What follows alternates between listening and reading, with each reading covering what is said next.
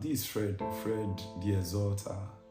My name actually is Fred Omorege, but my stage name is Fred the Exalter. That does not rub pancake or Mary Kay, yet he make life sweeter than sugar cane. I call him the God of all scent, that make me scent even without spraying any scent. I call him the God of safety, that is more reliable than road safety. Is the God of beauty. His other name is purity. So that's my stage name. Let me just a little chronicle about myself and my growing up, how I started, how this whole journey began. We actually 4 from my mother, then like 10 from 9 from my father. Though it was not tough, I grew up in Delta State, Ughelli per se.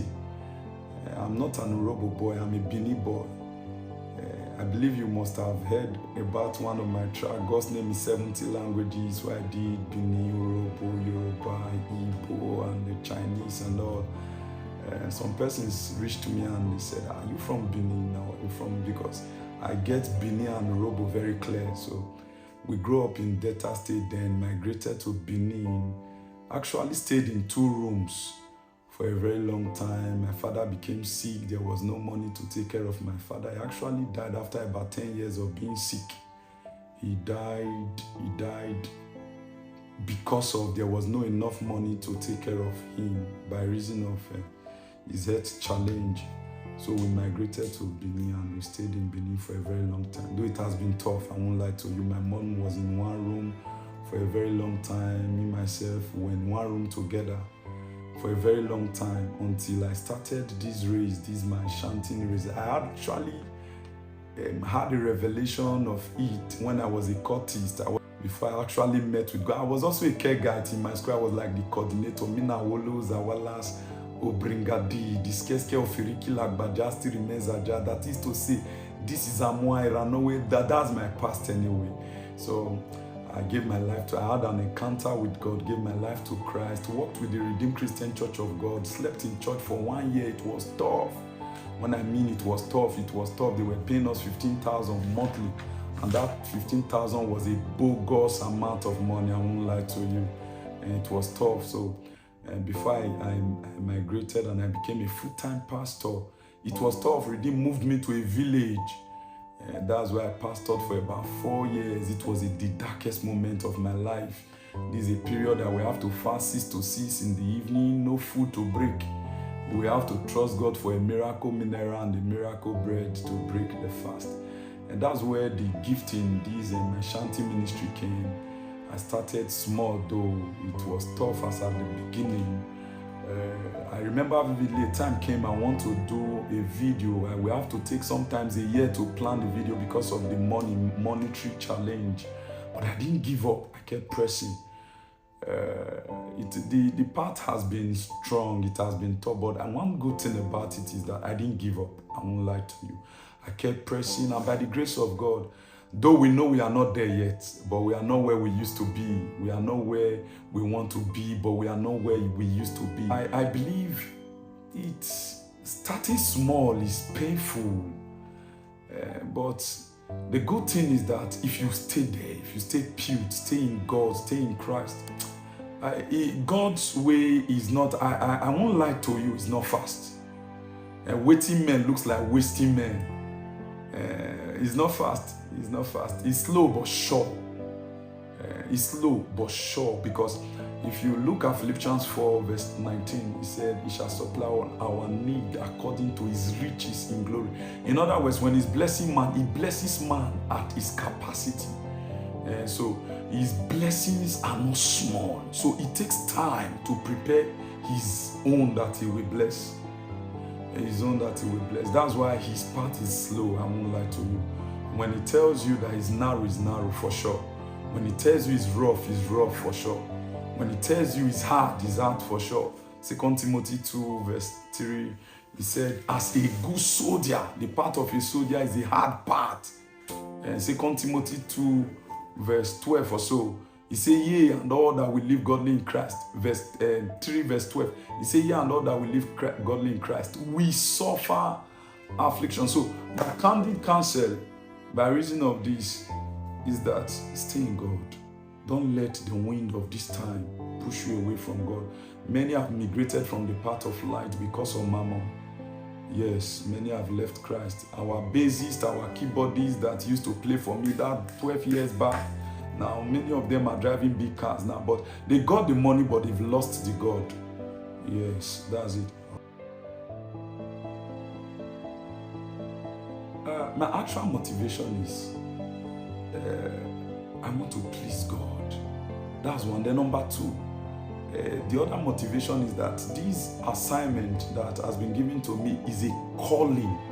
I remember I was still smoking in their hemp when I saw it in a dream. Yes, I was still in the street. One day when I repented, was it the first week, an angel entered my room. Then chanters and rhymers are not much like this, like the way it is presently.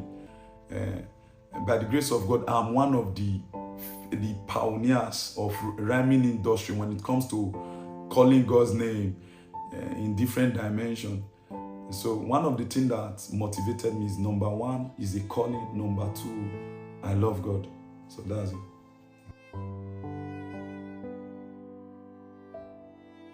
What actually happened that made me to decide? I think it's an encounter. It's beyond a personal drive or a personal decision. Just like what I said just now. An angel entered my room, just coming out of cultism. An angel entered my room and touched me.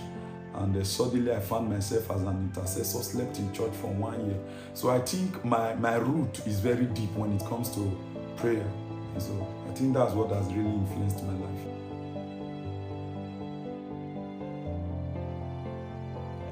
If I have my way, the only thing I think I should take back is I associated with some wrong prophets. Yes, I journeyed in darkness even as a minister. Yes, some wrong fellows entered my paths. And you can't have Joseph in your prison and your dream is not interpreted. You can't have Jonah in your boat and your boat does not capsize. So I think about 7 years of my life was swallowed in gross darkness because some wrong persons journeyed into my path.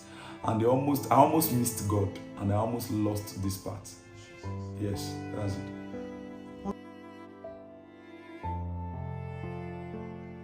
it. My greatest message is pray. Stay in the place of prayer. What makes men is not just the gift, it's the oil. Yes. Yesterday I prayed about 10 hours. About 2 days ago I prayed about 11 hours. Some days ago I asked God, how do I soar? He told me, say, can you give me 74 hours in tongue straight? I said, this is bigger than what you can. He said, yes. He said, the patriarchs you look unto, their part was prayer, intimacy. So the only thing, my only candid counsel is be pure and pray. Don't just pray, stay holy. 2 Corinthians 7 verse 1, he said, if therefore we've known these promises, let us wash ourselves clean from every uncleanness of the flesh and of the spirit. 2 Corinthians 6 verse 14, he said, therefore be not unequally yoked with unbeliever. What fellowship has righteousness and unrighteousness? What communion has light and darkness? What concord has Christ and Belial? 16, what agreement a believer and an infidel? He said, come out among them and I will be your God. Be ye separated, touch not the unclean thing. And I will. Do you know what it means to become an Ogugu property? Do you know what it means to become a property of Ogun?